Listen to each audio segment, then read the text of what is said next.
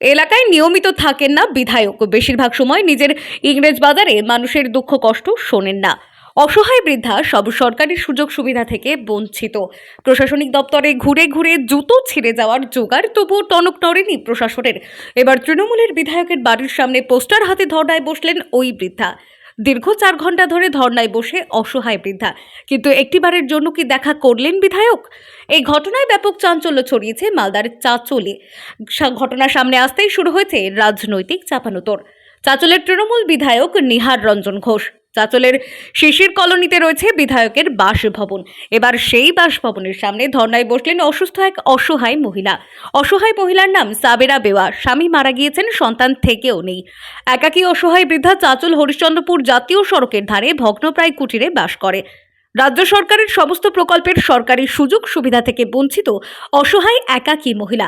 লক্ষ্মীর ভান্ডার, বিধবা ভাতার জন্য একাধিকবার আবেদন করার পরেও মেলেনি ভাতা। ব্লক প্রশাসনিক দপ্তর হোক কিংবা বিধায়কের কাছে দরবার করতে জুতোর শুকতারা খুইয়েছেন তিনি, কিন্তু একটিবারও কেউ এগিয়ে আসেনি বলে অভিযোগ। শেষমেশ এবার পোস্টার হাতে নিয়ে বিধায়কের বাড়ির সামনে ধর্নায় বসলেন অসহায় মহিলা। পোস্টারে লেখা রয়েছে, বিধায়ক আমাকে ভাতা দিন, আমাকে ঘর দিন। বৃদ্ধার অভিযোগ, বিধায়কের ওখানে বসেছিলাম কেন? ওই ভাতা টাতা ঘর টর করার জন্য বেটা।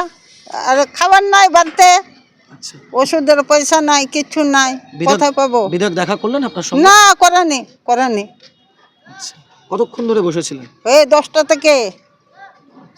থেকে বেটা বসেছিল। অন্য কোনো ভাতা, সরকারি ঘরটার কিছু পাননি? কিচ্ছু নেই কেন, বাবু। মেম্বার কিছু করে দেয় না? না, একরামুল তো আরো না। আচ্ছা, একরামুলটা কি তৃণমূলের মেম্বার? হ্যাঁ। কিছু সাহায্য করে না? না। কি নাম আপনার? সাবারা বাবা। এদিকে তৃণমূল বিধায়কের এই আচরণে অসন্তুষ্ট তৃণমূলের ব্লক সভাপতি।